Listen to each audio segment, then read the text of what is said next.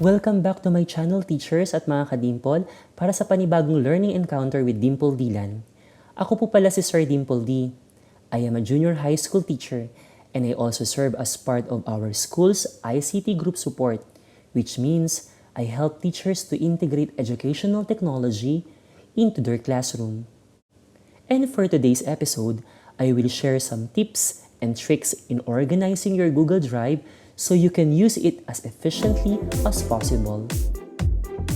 Google Drive is a tech tool that I use to store all my files as a teacher.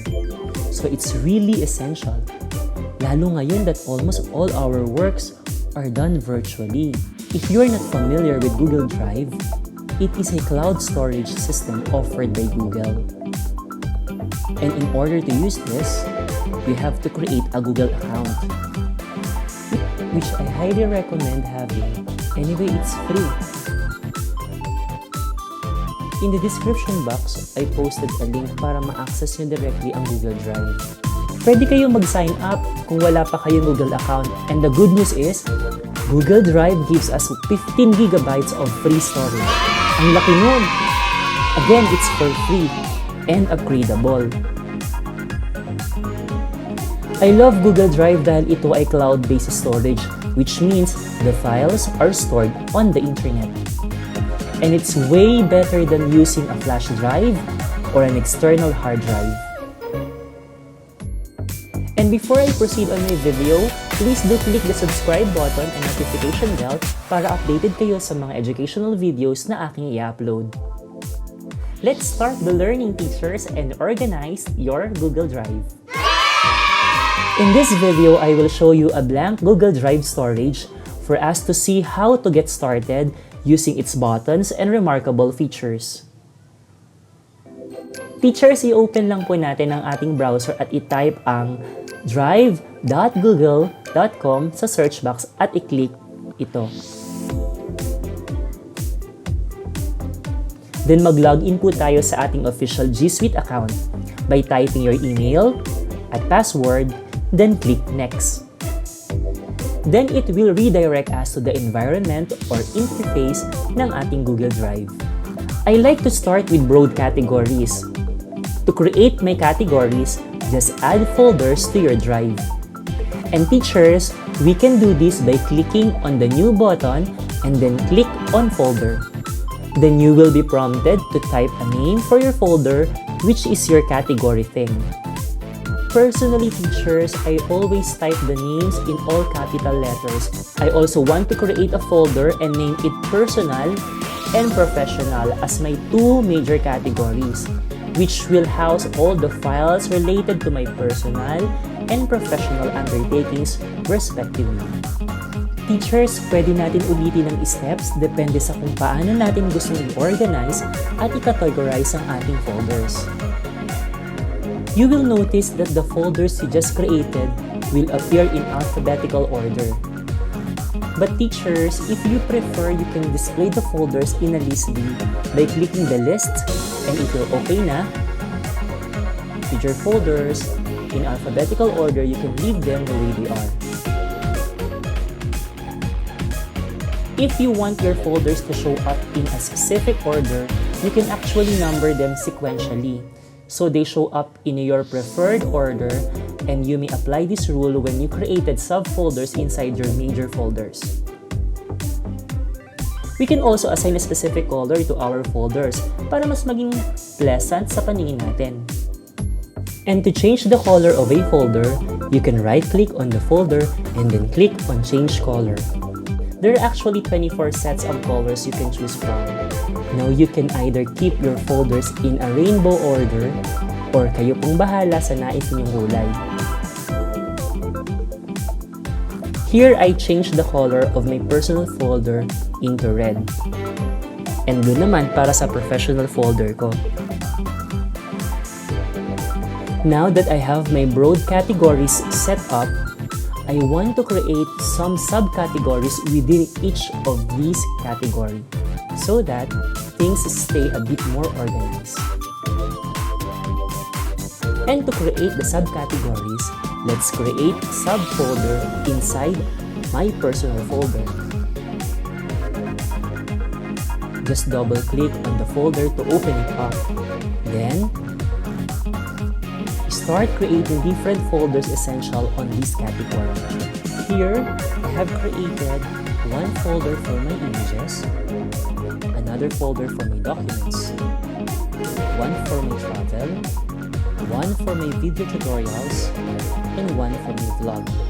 And I just need to repeat the steps that I already explained earlier in the video to create a folder if you want to add more.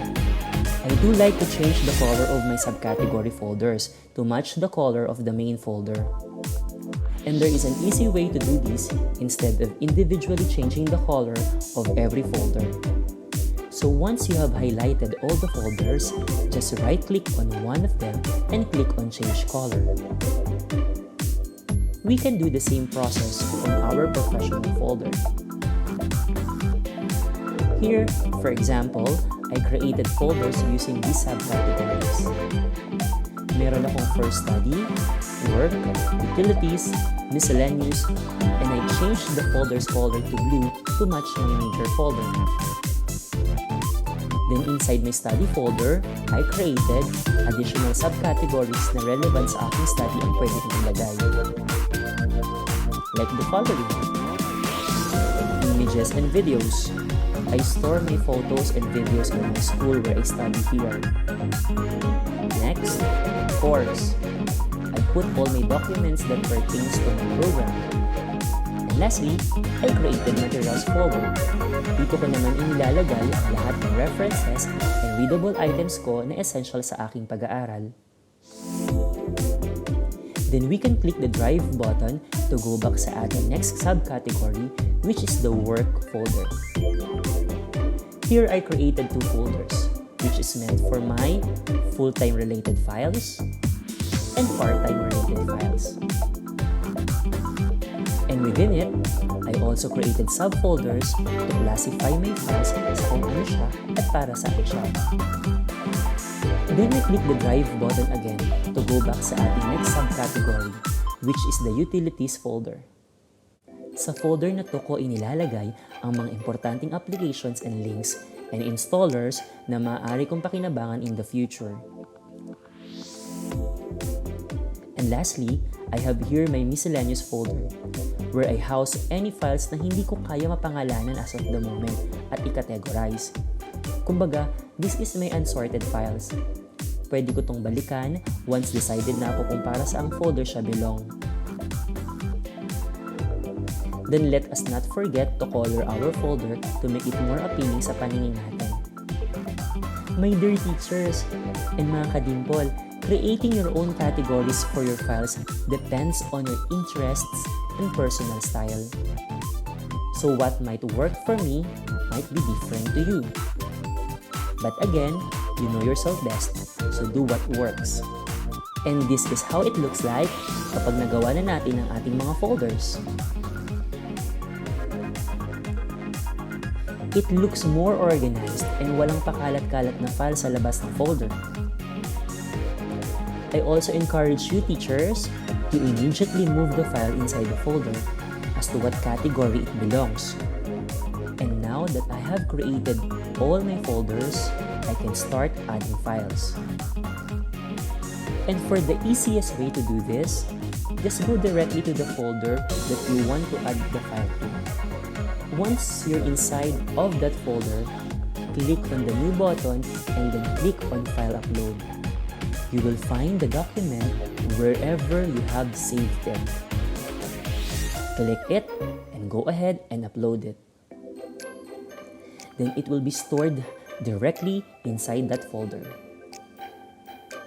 Pero teacher, may alam ako na mas madaling paraan paano tayo mag-upload at mag-attach ng ating files inside a specific folder.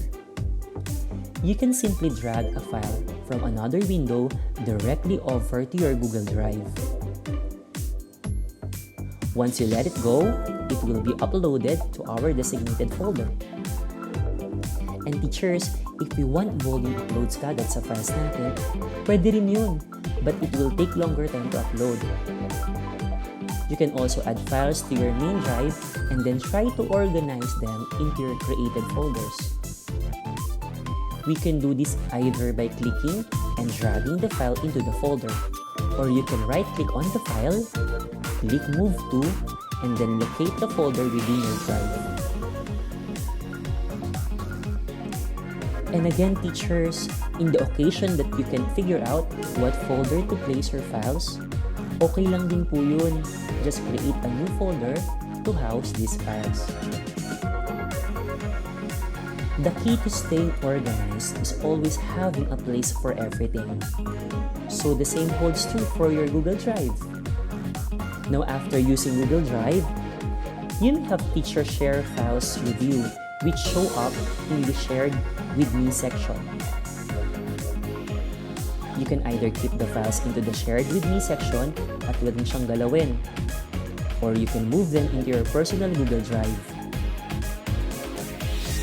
And to add a file from your Shared With Me folder into your personal drive, just click on the file and then click on Add to My Drive.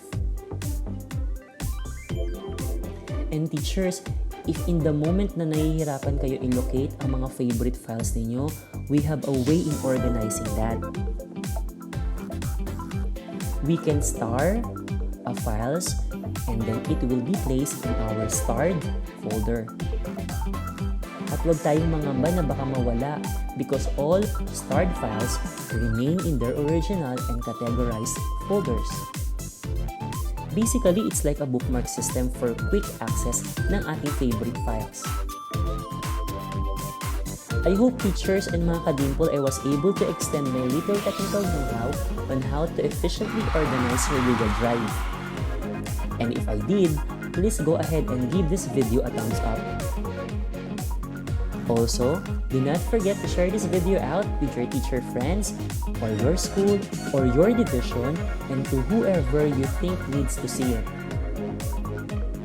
And teachers, please leave your recommendations for any future episodes topics there in the comment box below. And kung meron pa kayong mga katanungan and technical assistance na kailangan, I'll be more than willing to assist. And go ahead and hit that subscribe button and the notification bell so you won't miss any future educational videos that I'm going to be uploading. Thank you teachers, and have a happy learning. Please be safe. See you soon.